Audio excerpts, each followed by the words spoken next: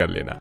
अब किरण सुमित के साथ अपने कमरे में जाती है। अगले दिन सुबह किरण तैयार होकर अलग अलग तरह का खाना बनाकर अपनी पहली रसोई की रस्म करती है। खाना बनाकर वो सभी के लिए परोसती है। सभी लोग खाना खाने लगते हैं तब विशाल खाना खाकर कहता है, अरे वाह माँ, किरण ने तो बहुत अच्छा खाना बनाया है। सचमुच किरण, सब कुछ बहुत अच्छा बनाया है और ये पालक पत्ता चाट तो बहुत ही टेस्टी है। विशाल किरण की बहुत तारीफ करता है। ये देखकर राधा मन ही मन सोचती है, विशाल ने आज तक मेरी इतनी तारीफ नहीं की, खाना तो मैं भी। लोग किरण को पहली रसोई का नेक देते हैं। फिर सुमित किरण को एक मोबाइल देते हुए कहता है, किरण, ये रहा तुम्हारी पहली रसोई का नेक। अरे खोल कर देखो, ये मोबाइल तुम्हें पसंद है या नहीं। किरण मोबाइल खोलकर देखती है और खुश होते हुए कहती है, ये तो सचमुच मेरी पसंद का पूरा पूरा अंदाजा है, बहुत अच्छा मोबाइल है। बाहू, कैसे बातें कर रही हो तुम अपने पति से? सॉरी माँ जी, मैं तो भूल ही गई थी कि अब सुमित से मेरी शादी हो गई है, अगली बार ध्यान रखूंगी।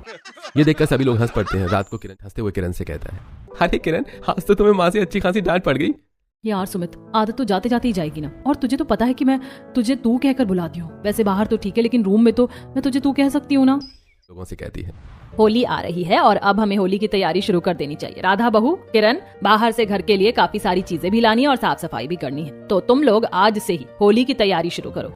जी मानते हैं कि आज शाम को सभी लोग शॉपिंग करने के लिए चलते हैं। घर के लिए कुछ डेकोरेशन आइटम्स भी ले आएंगे और खाने पीने का सामान भी ले आएंगे। फिर कल से साफ सफाई का काम शुरू कर देंगे। हाँ, मुझे भी अपने लिए काफी सारी चीजें लेनी है। ठीक है, तो आप लोग चले जाना, मैं घर पर ही रहूंगा क्योंकि मुझे ऑनलाइन कुछ वर्क करना है। काम तो आप करते ही रहते, आज शॉपिंग के लिए चलिए, काम रात को कर लीजिएगा। अरे कहा ना, मुझे कहीं नहीं जाना। चलिए ना भैया, मुझे आपके पैसों से भी शॉपिंग करनी है, ऐसा तो मत कीजिए। अच्छा ठीक है, कल्पना कहती है तो चलूंगा। पास हो जाती है और किरण राधा और विशाल के रिश्ते में ये कड़वाहट नोटिस कर देती है और मन ही मन सोचती है, क्या बात है विशाल भैया, भाभी से इतना चिड़चिड़े क्यों रहते हैं? में मार्केट जाने के लिए एक सुंदर सा वेस्टर्न वन पीस पहनकर तैयार होती है और सुमित से कहती है, सुमित बताओ मैं कैसी लग रही हूँ? हाँ किरण, तुम बहुत सुंदर लग रही हो। वैसे मुझे प्यास लगी है, जरा एक गिलास पानी तो ला दो। किरण पानी लाने के लिए किचन में जाती है और किचन वो देखती है कि राधा विशाल से कह रही थी, सुनिए जी, कैसी लग रही हूँ मैं? क्या मतलब है राधा कैसी लग रही हो? हैं? अरे जैसी लगती हो वैसी लग रही हो, और मुझे बार बार ये सब कहकर डिस्टर्ब मत किया करो, दिखाई नहीं देता मैं काम कर रहा हूँ। ये देखकर किरण मनी मन सोचती है, विशाल भैया का राधा भाभी के लिए ऐसा व्यवहार। थोड़ी देर बाद और अपनी अपनी पसंद की चीजें देखना शुरू करते हैं। सुमित एक सुंदर सा ड्रेस देखकर किरण से कहता है, किरण देखो, ये ड्रेस तुम पर बहुत सुंदर लगेगी और इसका कलर भी कितना प्यारा है, तुम ये ले लो। किरण सुमित की बात पर वो ड्रेस ले लेती है और फिर सुमित कहता है, किरण तुम इस ड्रेस के साथ मैचिंग झुमके और सैंडल, साथ में पर्स भी लेना, और हाँ, अपना फेवरेट परफ्यूम लेना मत भूलना। कुछ ले लेंगे, पहले भाभी की शॉपिंग करवा ले। भाभी वो देखो, सामने साड़ी का काउंटर है, वहाँ बहुत सुंदर सुंदर साड़ियाँ दिखाई दे रही हैं, चलो वहाँ चलते हैं। सभी लोग उस काउंटर पर पहुंचते हैं। राधा को एक साड़ी बहुत पसंद आती है। तब किरण, राधा भाभी आप विशाल भैया से पूछ लो कि साड़ी कैसी लग रही है। अब राधा विशाल से कहती है, विशाल बताइए ना, साड़ी मुझ पर कैसी लगेगी?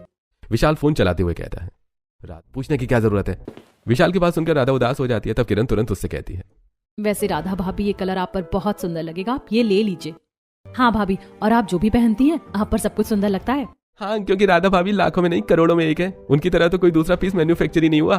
सुमित की बातें सुनकर सभी लोग हंस पड़ते हैं, लेकिन विशाल अभी भी सिर्फ अपना फोन चला। विशाल का फोन आ जाता है और वो कॉल पर बातें करते हुए मॉल के बाहर चला जाता है। तब राधा किरण से कहती है, किरण, विशाल ने तो अपने लिए कुछ खरीदा ही नहीं, चलो उनके लिए हम कुछ खरीद लेते हैं। हाँ हाँ भाभी, आप उनके लिए सरप्राइज गिफ्ट ले लो ना, अच्छा लगेगा।